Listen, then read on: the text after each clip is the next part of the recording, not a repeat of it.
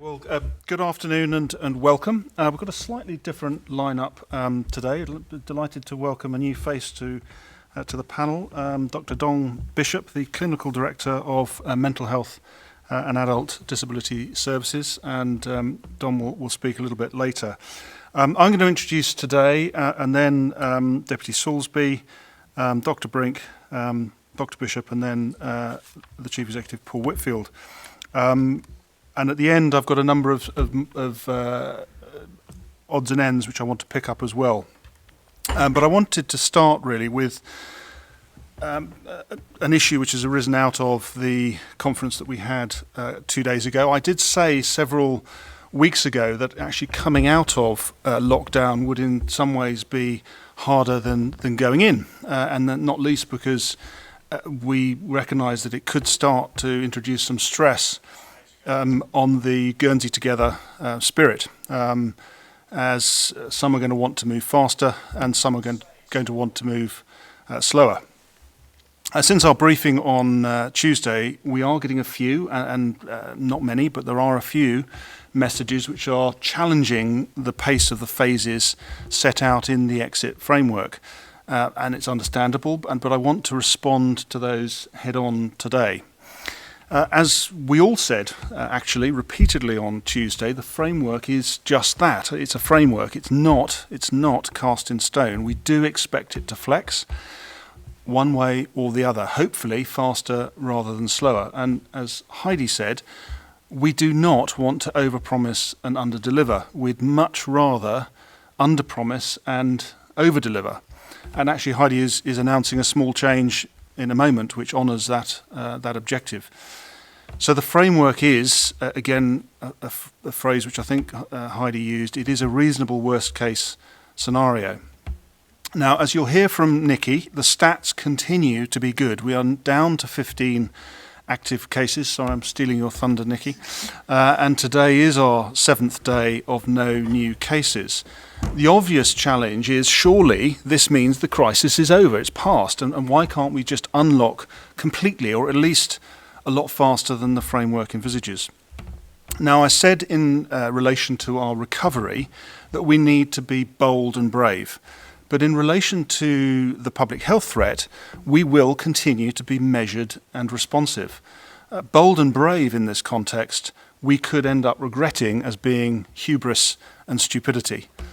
And I was given an analogy a little while ago, which I want to use today because I think it works quite well. It's like we jumped out of an aircraft a few weeks ago in a free-fall parachute from 10,000 feet. And it looked like we were absolutely plummeting to the ground. But on the 25th of March, the parachute opened when the lockdown began, and it's slowed our rate of descent. Now, from where we are at the moment, we can clearly see the landing zone. But now really is not the time that we want to be taking our parachute off. Whilst we did not enter the pandemic with exponential growth in cases, we still could. We cannot assume that no new positives means that we do not have any other cases in the community, the unknown unknowns, if you like. And as Nikki will tell you, in epidemiological terms, the probability that we happen to have captured all our infections is vanishingly small. There may be some who have no symptoms, but are capable of infecting others. There may be some who, for socioeconomic reasons, have not sought testing, but are in fact harbouring clusters of infection. We know there are social issues and language barriers that mean that not everyone will necessarily want to be found if they are a positive case. For example, for fear of loss of income for low-paid essential workers. As soon as we exit through each phase, these could each spur an exponential onward infection until we find a case that then leads us to the cluster. In short, once again, and we've used this phrase before, we cannot and will not be complacent. But for those of you who are concerned that we are being overcautious, I just want to explain what the checks and balances there are in the decision-making system to challenge, if you like, groupthink. to do that, I need to just give you a 2-minute explanation of how governance is working. Firstly, the Civil Contingencies Authority, which I chair and on which Heidi sits, is in effect an emergency lawmaker, and through its regulations, it has empowered the Committee for Health and Social Care to make directions in relation to the lockdown. And so Heidi and her 4 colleagues that sit on that committee, they are the decision maker. But they are not doing it in isolation. The Civil Contingencies Authority naturally has an oversight role to ensure that the powers it is enabled are not misused, and that this question of proportionality is always at the forefront of any decision making. So if Heidi and her team go rogue and decide that pubs and clubs can open tomorrow, I don't think you're about to announce that today, but if that were the case, then the authority would almost certainly want to intervene. And on the other hand, if Heidi and her team decided that we needed to stay in lockdown until an effective vaccine arrived, the authority would almost certainly want to intervene then as well. And also, as we've said many times before, these decisions are not being made in isolation. They're being made with the wider interests of the community at heart too, including the community's mental health and well-being, and one reason for Dom being here today, and our economic well-being. To assist Heidi's committee as it seeks to make its decisions, and as we move through the phases, it will have input from a wider group outside her committee. And to help with that, my committee, the Policy and Resources Committee, is setting up a subgroup of Policy and Resources comprising representatives of all the principal committees: Home, Education, Social Security, Economic Development, Environment and Infrastructure, as well as the State's Trading Supervisory Board, that will meet, discuss all the issues in order to provide that challenge and input to health as they make their decisions. So hopefully that gives some context of how decisions are being made and are being challenged within the system. That's enough from me by way of introduction, and I'll pass over to Heidi now. Heidi. Thanks, Gavin. I've got 3 things to cover off today. Firstly, primary care. I've said before how we really do recognise the significant contribution that primary care practices have made so far within this crisis, particularly the support within the care homes and mitigating risk to the community through joint working with HSC, public health. So we really do recognise the contribution that they've made. We're also aware that the cost of seeing a GP can be difficult for some, and it's important to ensure that people do get to see GPs and get the advice they need to protect the wider community. So as part of this, we have made the COVID-19 clinics free for people with symptoms, and that's why we made the emergency department free for those with symptoms. In addition, HSC has been working with the primary care practices to see what more we can do. And I'm therefore pleased to say that as part of the discussions that we've had, we've entered into a joint working agreement with the Queen's Road Medical Practice. This agreement responds to the public health emergency and provides a long-term commitment from Queen's Road Medical Practice to work with us and others to develop a new model of care which is in line with the key principles of the Partnership of Purpose. And in relation to this, the immediate aims will be maximising patient care and ensuring services are both affordable and accessible. So that's primary care. Next, I would like to talk about, just follow up what Gavin was just talking about in relation to the timings of lockdown. Now, we did make it clear, as Gavin's just said, how it is not set in stone. We want to be open and transparent with everyone to say, this is a journey we think we're going on. This is where we are right this moment. And when we originally put this together, from beginning of the end of the week before, to be honest, that's when it started. But it's flexible. It can't be set in stone because the evidence changes. And really, we are going to be flexible, and we will accelerate steps and release lockdown restrictions where we consider them safe to do so. And to demonstrate that today, we're bringing forward what we said we do in phase 3 and extending the time that people can stay outside for exercise or recreational activities from 2 hours to 4 hours. Now, that doesn't have to be all 4 hours all at once. It can be split across the day. I know you don't have to do it, and for some people, they might not want to do it. But for some people, it might be quite valuable, particularly those families with young children who have been using those 2 hours really to tire their kids out and to get some outside activity. But we think it is important just as a next step. So that's what we're doing now.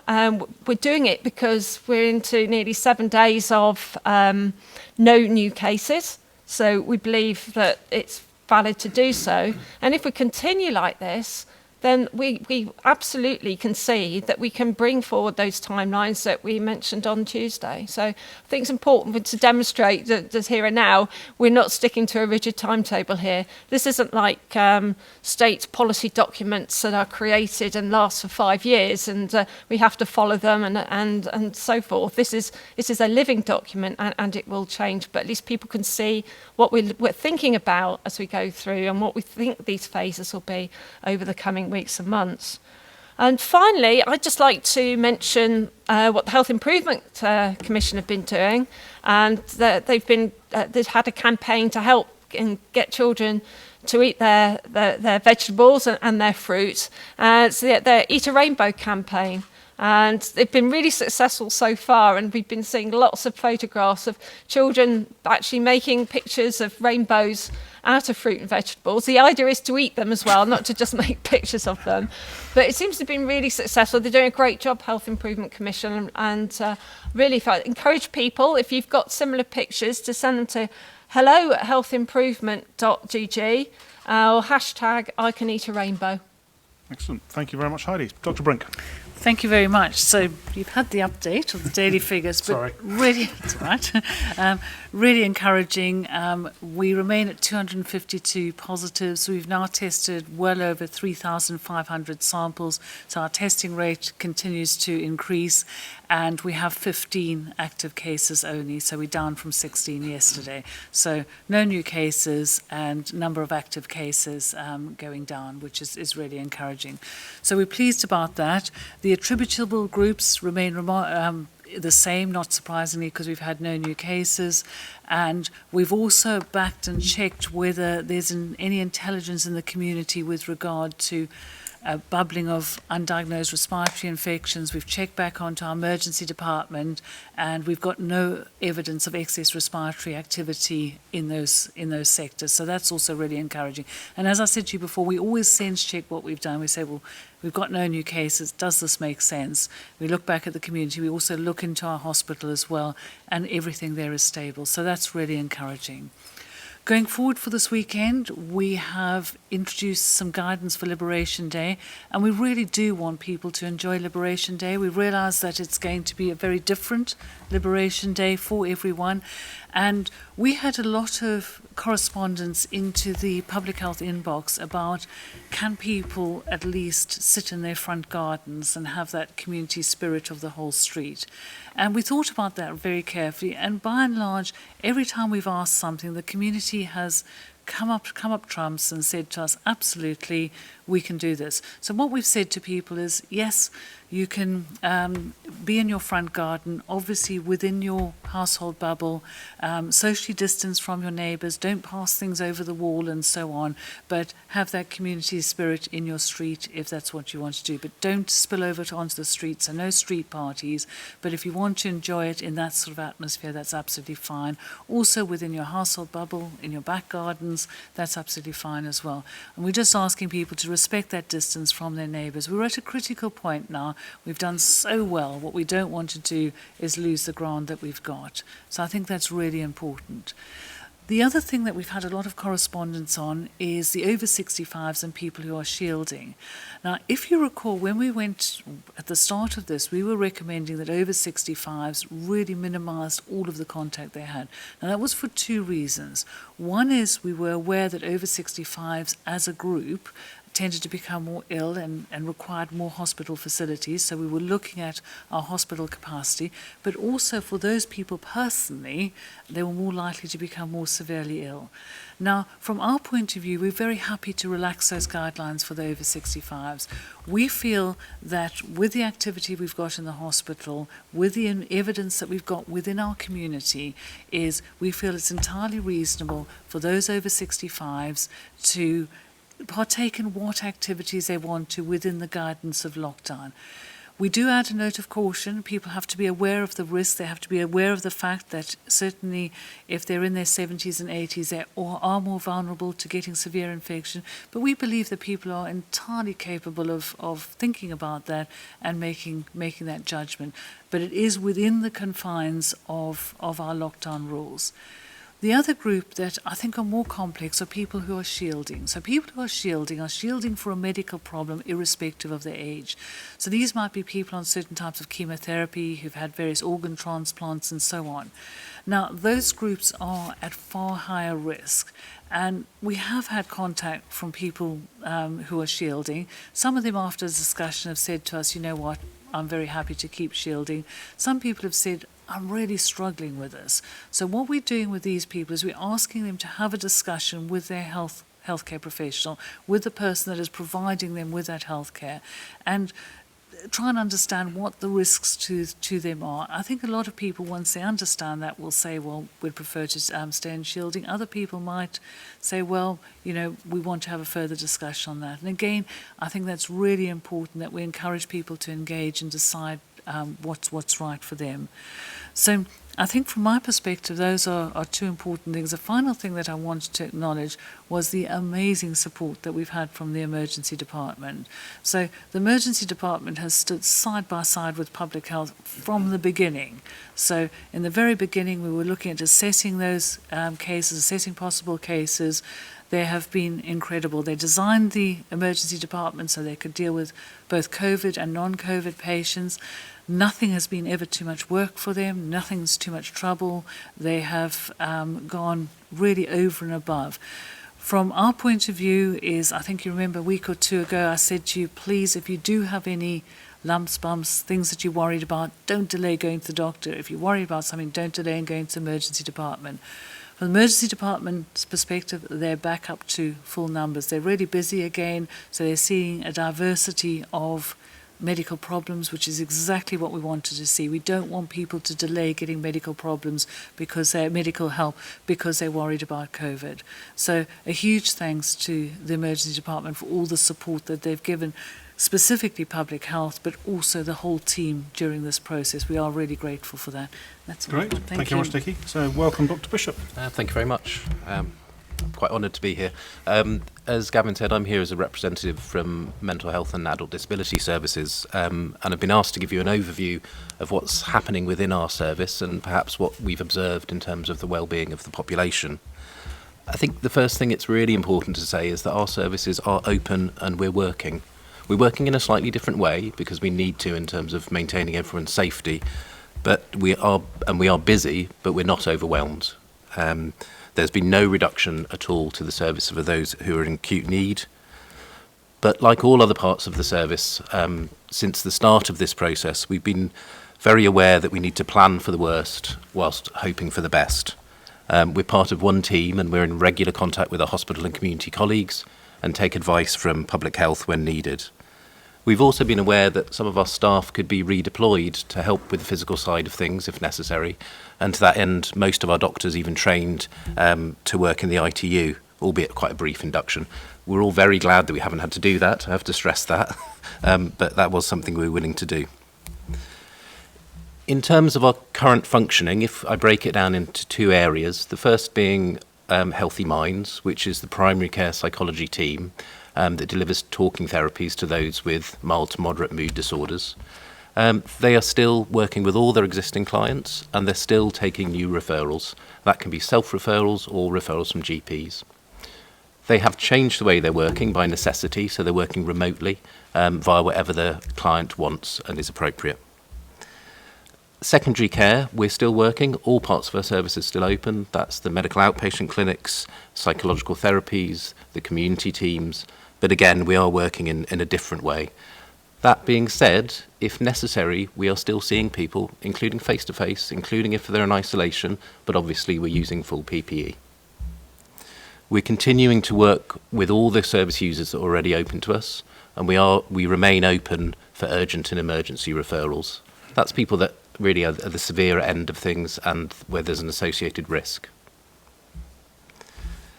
The other referrals, more routine referrals, we're asking for the GPs to keep hold of them until lockdown eases and then re-refer if appropriate.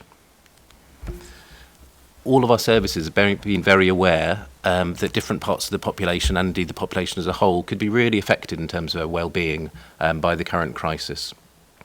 And we've been especially concerned about the frontline services, including the health staff, both in the hospital and the community. To that end, when we initially went into lockdown, a group of senior clinicians from our service, Healthy Minds and Occupational Health, formed a working group to think about what might be necessary if staff started to struggle. We also allocated a senior clinician to each area. That's to public messaging, to the hospital staff, to the community HSC staff, and community staff from the private sector. We've reached out to all of those sectors, and we've seen several people, and I hope that we've helped them. But we haven't been overwhelmed. People asked me on quite a few occasions how the general population has responded to the crisis and responded to the lockdown. And I have to say that generally, I think that people have responded really, really well. And that's in no small part due to the trust they formed in the people sat here today. Personally and professionally, my experience has been it's really difficult to predict how individuals will respond to lockdown and the potential threat. Some of the people that we've been most worried about, so people, say, with major mental illness, living on their own, who are relatively isolated, have actually coped incredibly, whereas people that have been stable for years have decompensated. And I think that's why it's so important that not just from our service, but from the community, we all check in with each other on a regular basis and make sure that people are okay and they're coping. The things that I think people have really struggled with is the isolation. It's the uncertainty of knowing where we are now and where we're moving forward. And as we move forward, people are actually struggling with the concept of easing and going back into schools, back into work. And I think people will need support to do that. And they'll also be able to need to do it at their own pace within the guidelines and recommendations given. In terms of my colleagues in the Child and Adolescent Mental Health Service, they've seen quite a mixed picture. Some of the young people with existing difficulties have gone into crisis. They've seen more presentations with people struggling with suicidal thoughts and with self-harm. But on the opposite end of that, some of the other people under their service, people with anxiety disorders, social anxiety, actually are thriving. They're contained, they're at home, they're with their parents all day. But that's the part of the population that will probably really struggle getting back to normal, which hopefully will happen quite soon. I think it's important to acknowledge that actually being worried about what we're experiencing at the moment is entirely normal. Yeah, anxiety is fear without threat, or exaggerated fear to a threat. We are facing a threat, so we should be worried. And actually it's that worry that will hopefully keep us on message and keep us working with the way that Dr. Brink's team wants us to, and that will help control the virus. I think we need to consider quite how lucky we are in Guernsey. We're facing at the moment a serious virus which puts people into intensive care. And what have we got working with us? We've got a director of public health who's an expert in viruses. We've got a medical director who's an anaesthetist. And we've got politicians who aren't arguing and are going along with all the advice. We're in a very different position than other places. And I think we need to really think about that and consider ourselves very lucky. So I guess all I'd say is be aware of each other and be aware of yourself. Check in with people regularly, make sure they're okay. It's Liberation Day this weekend. Who would you normally be seeing? Get in contact with them by phone, by Skype, FaceTime, whatever way you can, just to make sure that everyone's doing well. Okay. Thank you. Thank you very much, Dom. Mr. Whitfield. Yeah, following on from that, today I'm not going to major on operations of COVID, but really like to concentrate on something that is so important to our community and the bailiwick, and that is Liberation Weekend. We've been absolutely overwhelmed by your answering of the calls to decorate for Liberate. We've even had this wonderful bespoke bunting made for us, you can see on the front of the panel. And we will auction that online for COVID-19, and we'll put some details up that will follow. But homes in the bailiwick have never looked better dressed for Liberation Weekend. Your response has been spectacular. Through our communications team, we have been featuring many of your patriotic displays on social media pages. If you haven't had the chance to have a look, please do so by visiting Facebook. I myself have put out flags, and like every other household, my family are finding new ways to celebrate this weekend.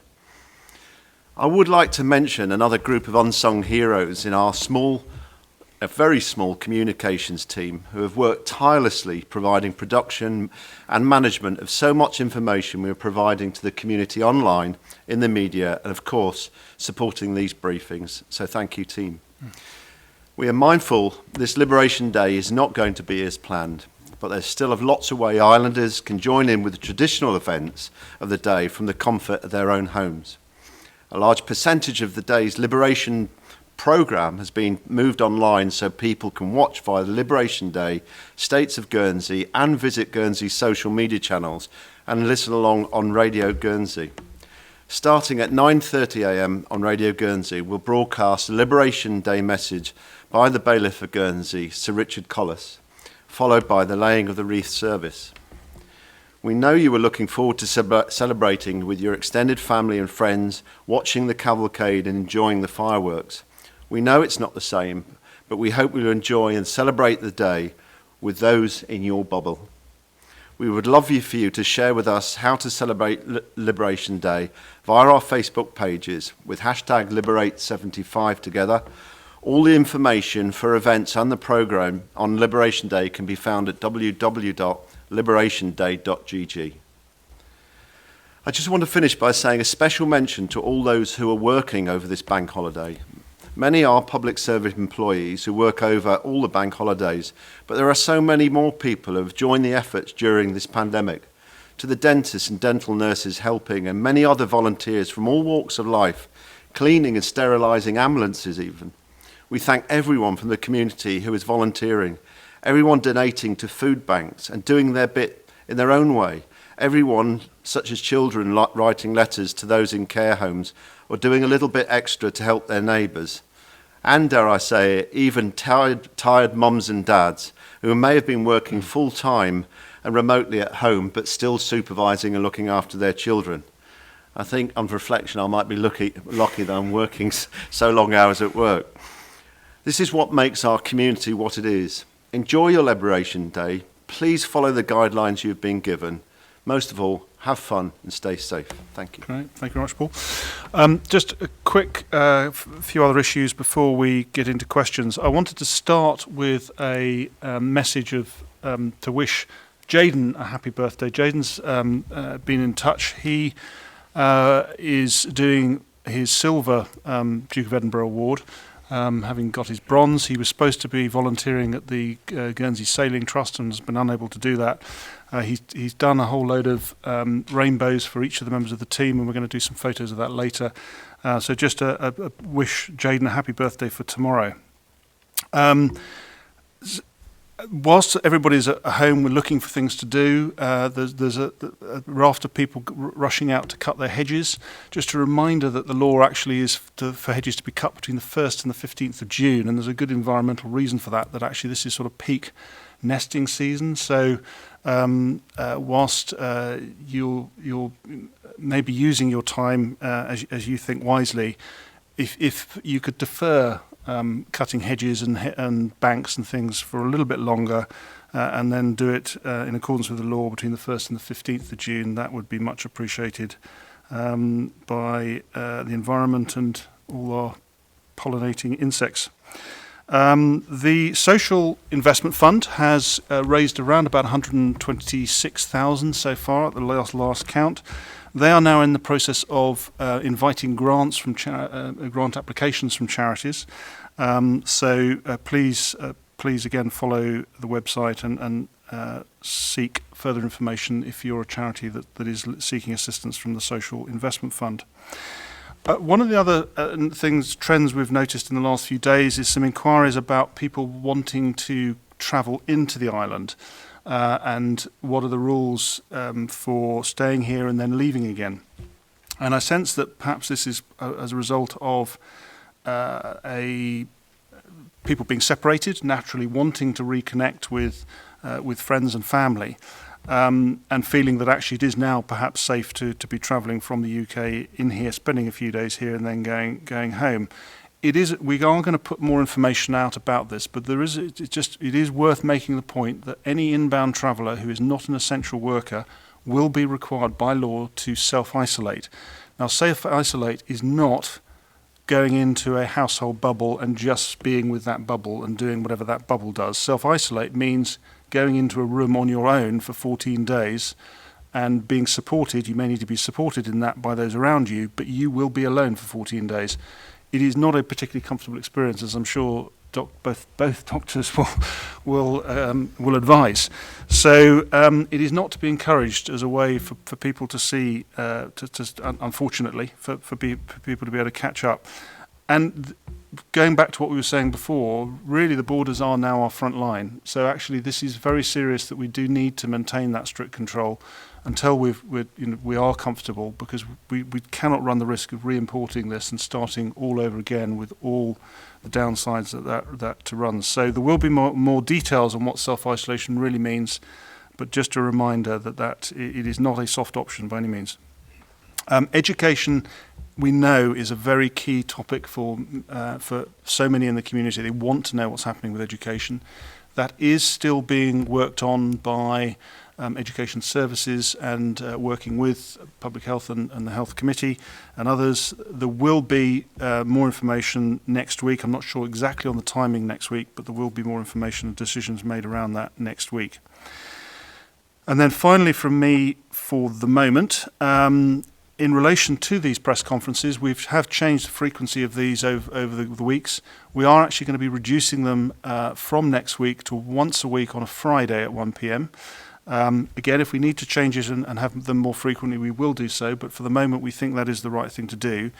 And the reason of having them at the end of the week is there's a sort of logical structure that then gives to us being able to review the evidence, for decision makers to be making decisions, for anybody who needs to input into that process, as I described earlier, for any decisions then to be turned into guidance and to be communicated, and all the communications to be prepared in the right way. So by the end of the week. So that's the reason we want to develop a sensible and logical battle rhythm now that we are in the better place that we have found ourselves in. So hopefully that will be interpreted.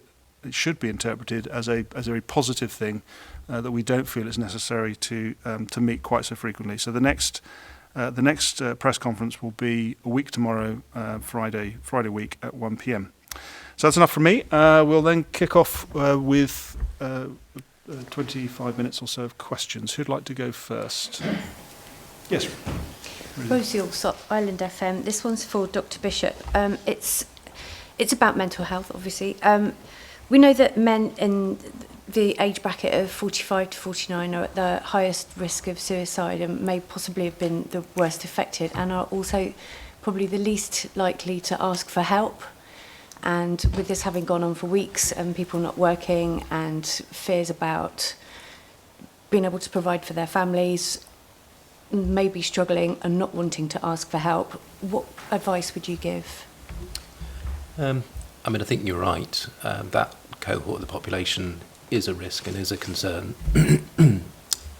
especially if they're single or divorced or living alone, if they don't have many social contacts, if they're perhaps not working, they have financial concerns. That group of people are more likely to use alcohol, those sort of things. So yeah, they are a concern, and they don't talk. It's a gender stereotype, but it's a true one. I think, we are here to help, and it is really important that they feel able to approach us, because, as I said, we are open, we are working, we're not overwhelmed, and we're very keen to see people to help them through this process. When I say we, I mean the broader we, in terms of all of the services that are involved. So again, Healthy Minds, they can self-refer to. They can have contact by telephone if they want, so they don't have to see the person face to face. The same is true with our services. So we're actually working in a way which is more flexible, but actually might suit some people better. Because there is a degree of stigma and shame. Unfortunately, it's regrettable, but there is, in terms of walking to a building which is associated with mental health, with seeing someone face to face. That is difficult, and maybe this will allow people to bridge that gap a little bit. Great, thanks, Rosie. Next question, Laura. Hiya, Laura Clayton, Baylock Express. Question for Dr. Brink regarding the 15 active cases we've got now, because obviously that number's very promising, coming down all the time. Just wondering, are those 15 cases in a cluster or more than one cluster, perhaps in a care home setting still or something like that, or are they more spread out across the whole community? They're more spread out. So there are, just from memory, there are 2 clusters within there where we're waiting for the 14-day testing, and there's some individual cases, so some contacts of cases and so on. So it's a mixture, but I would say of the 15, at least 10 are related to 2 clusters. Okay, thanks, Laura. Yes. Kit Gilson, ITV News, with a question for Dr. Bishop. Do you think that mental health will be the next public health crisis following the pandemic? And have you seen a large increase in demand from health workers and young people? The answer to that is certainly at the initial phases of this, we were very concerned that could have been the case. It's not really shown itself to be so far. But I think what you'll see is some people will keep going and keep going and keep going, and then when this finishes, will crash. And I think that's true for the population as a whole, but that's especially true for the essential workers, for the healthcare workers. There are a lot of heroes that will struggle towards the end, and we are very well aware of that. As I mentioned in my introduction, we have a psychological health cell. That is something that will continue after this process ends, to really monitor that and to be there if people do struggle. Sorry, what was the second part of your question? Have you seen an increase from frontline workers and young people specifically? Initially, in all honesty, we were very busy thinking about the worst and hoping for the best, and we weren't getting that many referrals at all. In the last 3 weeks, we have seen an increase in number of referrals, not specifically related to fears about the virus, but more, worries about people being cooped up, sort of family disagreements, arguments, concerns about monies, concerns about employment, that sort of thing. So we're starting to see an increase now, but it's not overwhelming. Great, thanks, Kit. I'm going to go to Rob because we've got some questions from the public, and then we'll go to Helen.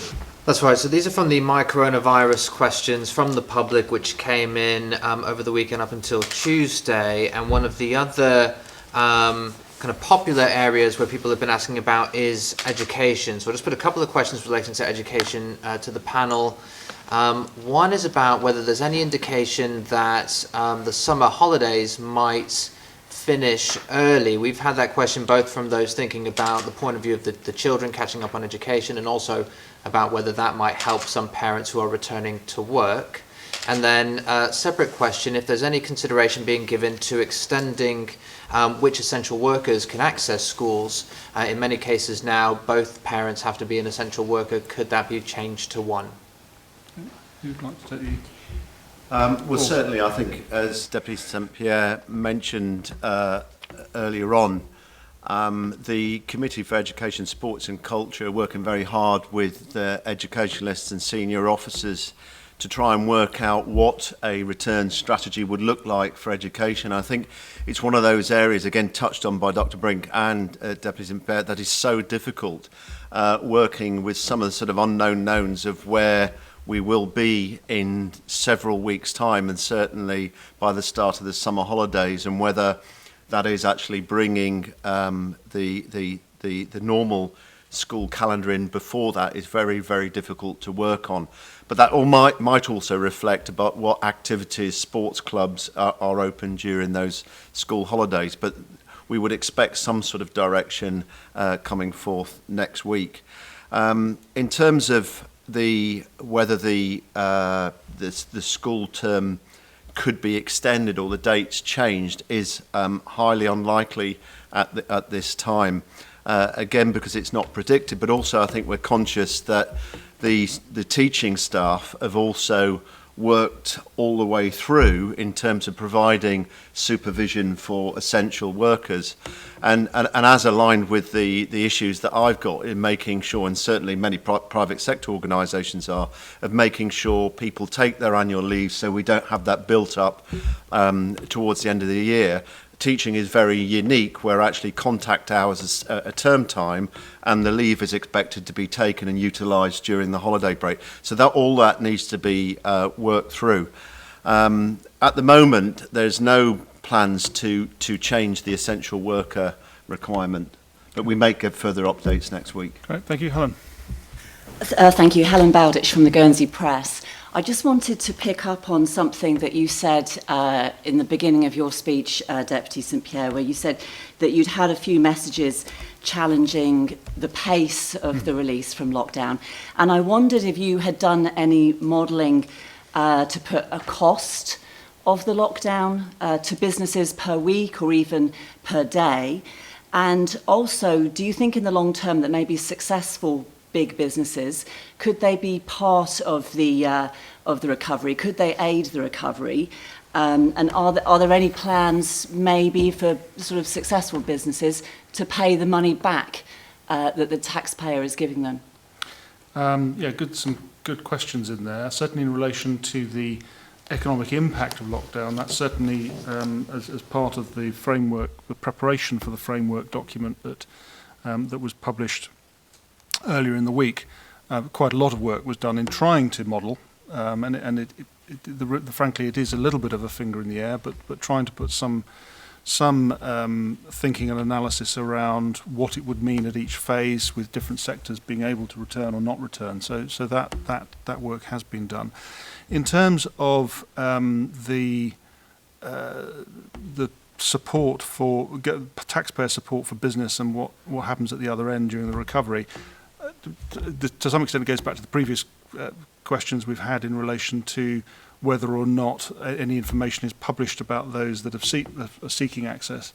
And I think there has to be a recognition that that the funds which are being used to support business, whether it's a sole trader, a partnership, a small business, or a large business, ultimately it all has to come from the same group of people, namely the community, namely the taxpayers of the community. So I think that there is no free money, in other words, in that sense. So I think that's definitely a conversation that is going to be part of the recovery. I don't know when it'll be, because it really depends on how long the economic pain is endured. But at some point, yes, we are going to have to think about how this is all paid for, and how that burden is again fairly shared. But those aren't really decisions that we could be taking sensibly now, in the context that we don't really know the extent of the damage that's done, and how long it'll take to come out of it. But it's a fair set of questions that will need to be addressed at some point. Ewan Duncan from BBC Guernsey. Question for you, Deputy Salisbury.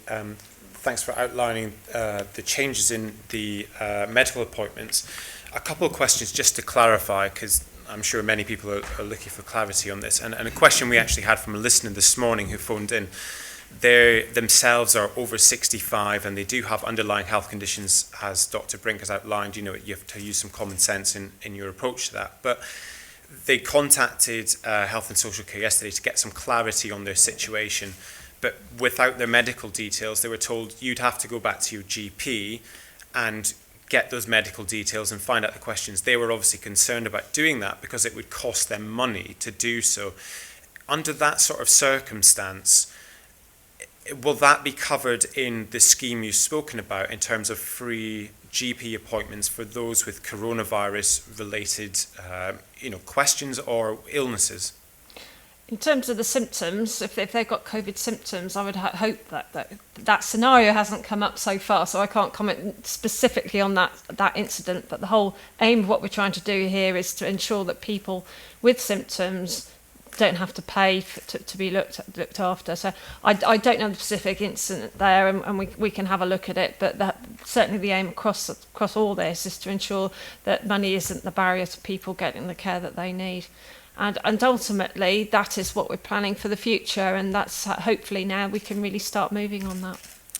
So in the future, we're looking at GP appointments being cheaper or lower the cost of?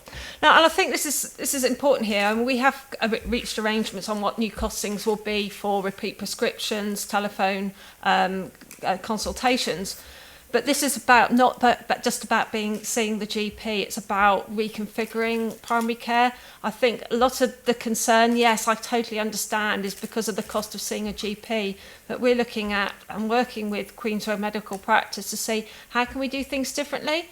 We're having multidisciplinary teams, so people aren't necessarily just seeing the GP. They might have other conditions. I mean, Dominic talking there about people with mental health concerns, having mental health issues, part of it to do with finances. Well, part of primary care is having multidisciplinary teams where people can be seen about all the things that they're impacting them, and one of them could be over to support them with their financial concerns. So, and that all links through to the whole concept that we've had of community hubs. It's changing that model. It's the old model of just going to see your GP and understanding that we are more than just that condition that we're going to see the GP about. We're complex beings, and we need to consider that when we're looking at how we treat people and help them with all the concerns. So, for example, to take in what Dr. Bishop was saying, if someone was concerned about their mental health, because of coronavirus, because of lockdown, they would be suitable to receive a free GP appointment. Is that correct? Well, if they have mental health concerns, we have Healthy Minds where they don't have to pay anyway, and they can self-refer. So, when people are concerned about the mental health issues, when it comes to that, they don't have to pay and go direct to a GP. They can self-refer and get the care that they need straight away. I don't know if Dominic would like to add any more to that, putting him on the spot. What would I like to add? I mean, I think that's a very good point. I think a lot of these things aren't necessarily people who are mentally ill. They're people that are worried and that are struggling and need a little bit of support. So they don't actually need secondary care services. They don't need to see a doctor. A doctor will prescribe you antidepressants, prescribe you antipsychotics. That doesn't help with your bills, But if they need advice, sort of debt management advice, there's things like citizens advice. If they're not able to stop worrying about these difficulties, actually sometimes it does help to talk about them. But I think the old-fashioned model of just a doctor fixes everything is expensive and it's not particularly effective. Says the doctor. Yes. Thank you very much. So that's what we're looking at. It's beyond. Yes, in many it will make primary care more accessible. And that's what we're aiming at doing, make it more affordable and more accessible, so people get the care that they actually need at that particular moment in time, not just thinking what they need is just to see a GP. Correct. Okay, yes. A question for Dr. Bishop, actually, relating to what you were saying earlier regarding, I think what you were saying was levels of anxiety growing in some areas as we actually move out of lockdown and return to whatever your individual normal life may be. And actually I think that's been quite obvious in some areas in messages that we've received from the public at Bailiwick Express. What can be done about that then? Is there going to be some community advice put together and issued, or putting you on the spot, can you give us any advice? There's already quite a lot of information on the gov.ge website under the Corona pages about sort of managing anxiety and moving forward. And a lot of it is about uncertainty. What people don't know as we go out of lockdown is exactly what's going to happen. And that's really difficult. There's a significant link between uncertainty and anxiety. They're essentially the same thing, but anxiety is an extreme form. I think that people, whilst there will be prescribed ways in which we can go out of lockdown, so whether or not it's every 3 weeks or for 4 weeks, that'll pan out. But as to how people decide to do it themselves, that's very different, and they will need to find a rhythm and a rate which suits them. The difficulty will be is if people are struggling to get back to work and back to school, which they obviously need to do, and if that becomes overwhelming, then actually they probably will need to seek help, and Healthy Minds probably is the right place for those people to approach.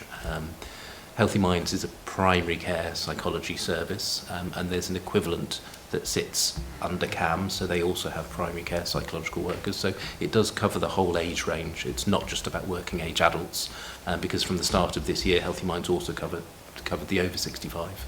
So it's covering the entire population, trying to help people move forward. Right, thank you. We'll go to Rob. Another question from the public through the My Coronavirus questions for Dr. Bishop, probably. When will respite care be reinstated for adults with learning disabilities? So I was actually talking about this yesterday with the senior team in HSC, and I think it's two different groups of people. It is absolutely people with learning difficulties, but it's also the older adult population who often have a dementia, who are living with relatives who need to go to work. And there has been day services for both these groups of people, which has obviously been cut down over the time of this crisis. And it's very much needed. It's incredibly stressful trying to care for people 24/7. Even if you don't have a job, even if you're there all the time, it is still difficult. But we need to think about what the best way and what the safest way to do that is, to sort of start re-providing that care. Because what we also have to bear in mind is that these are two incredibly vulnerable groups in the population. You know, older adults and people with learning difficulties often have very complex physical health problems. So what we would anticipate, and it will be under the direction of and advice of public health, is that we probably start reintroducing those services, but not initially full time. So we will be offering periods of time across the week, so that we have less people within the centres, so that they can socially distance, so it can be done in a safe way. But we'll obviously be taking advice. I don't know if there's anything that Nikki wants to. No, I think that's entirely correct. Is that it would be a team effort, wouldn't it? So we're very well aware that it is an issue. We're very grateful for people of stepping in and doing the things that we do within normal working times, but it will be reintroduced. Okay. Helen. As we ease out of lockdown, how confident are you that the care homes are as prepared as possible? I know a few weeks ago the announcement was that all the deaths, our Guernsey deaths, had involved care home residents, and I wondered if that was still the case. And looking at the wider picture for the future, this sector has always really been the Cinderella of health and social care, but this crisis has really brought it into sharp focus, and maybe the grant from the states is insufficient. And I wondered if anyone from the panel could sort of explain to me, why is the pay for care home workers so low when it's a very qualified job and it's a very challenging job? Why were they working shifts in one care home and then having to go and do another shift at another home? Why are we so reliant on foreign workers? A lot of the workers, I think, are non-Europeans, and does that make it easier to perhaps for us all to sort of turn a blind eye to it? And do you think that in the future that we're going to value this sector a lot more? Okay, we probably need to break that down. In a lot of questions in there. I mean, I guess the first thing, perhaps the most important thing, is where are we in relation to the currently in terms of the care homes? So, shall I take that Please, one? Yeah. So, with regards to current situations in care homes, you're absolutely right about the deaths. That information is unchanged. So that's the first bit of information you asked.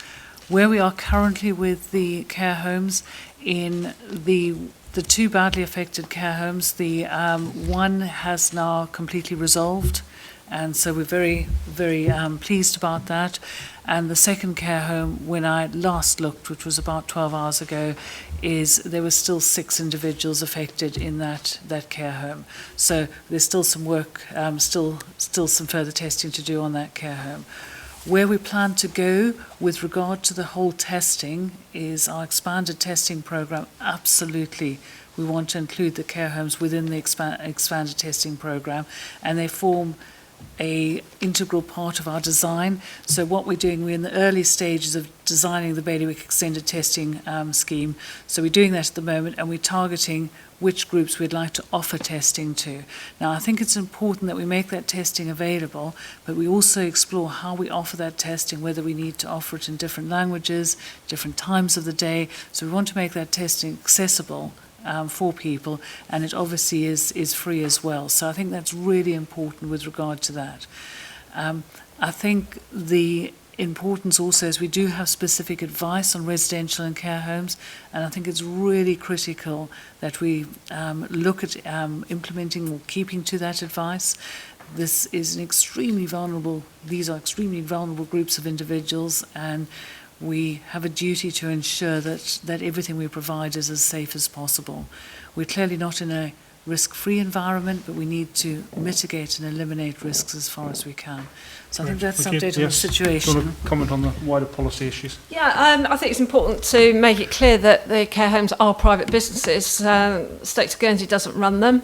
There's no involvement in the running of them. We have stepped in, HSC stepped in to support some of the care homes during the crisis when clearly they were hit by the virus. And we have done that, but they run themselves, where there is no regulation at the moment. There's inspections of care homes, but no regulation, and that is something that we plan to bring in as part of the whole regulatory framework for health and care, which has been put on hold because we haven't got the resources, the people, or anything to do that at the moment. But that it will be the intention, one of the key areas that we want to look at. But in terms of the funding, well, that's something that sits with Committee for Employment, Social Security, and I know that they were planning on having a policy letter coming to the States earlier before the crisis hit, and I think there are plans there in terms of increasing the grant that was available. Now, I know it's been very difficult for them over the last few years. I mean, I've sat in some of their committee meetings discussing how they deal with this, because we know we have issues over the sustainability of the long-term care fund, and it's been about, well, how do we get more money into that, because it is running out with the ageing population and more people needing care.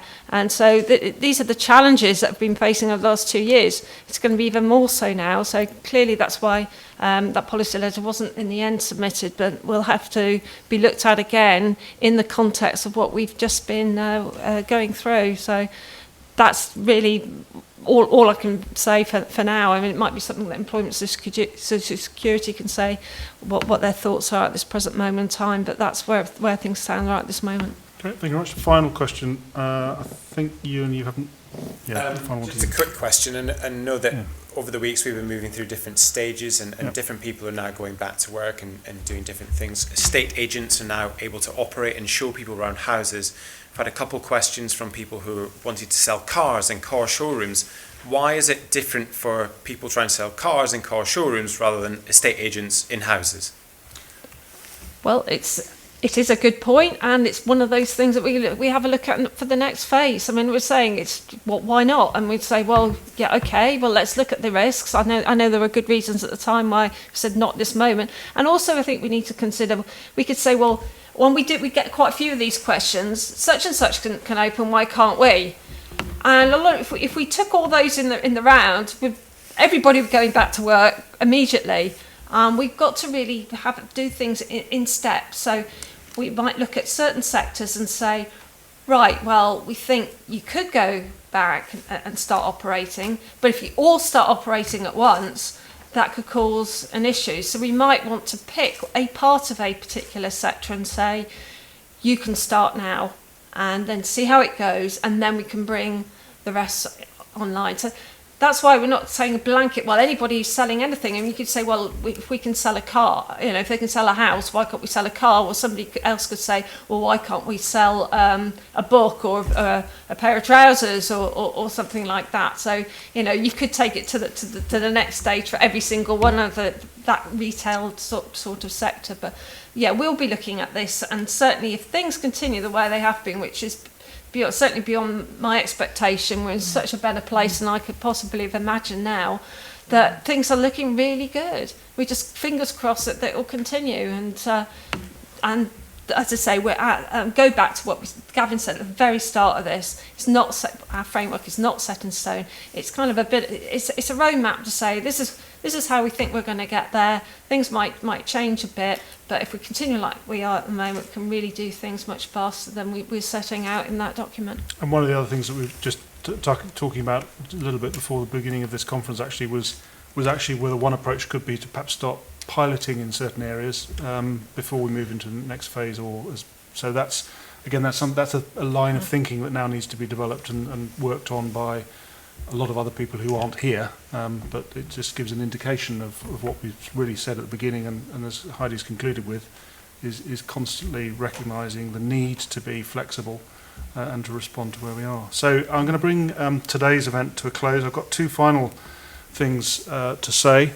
This is actually, I suppose, this is going to be the last time this conference, press conference meets before the retirement of our bailiff. So it's an opportunity for us on behalf of the panel really to wish Sir Richard a very long, happy and I think particularly in the context of the present time, a very long, happy and healthy retirement. And then the final thing from me is in relation to Liberation Day. It has been a theme, obviously, of a number of the speakers on the panel today. Again, just to wish everyone a very enjoyable day in very odd circumstances.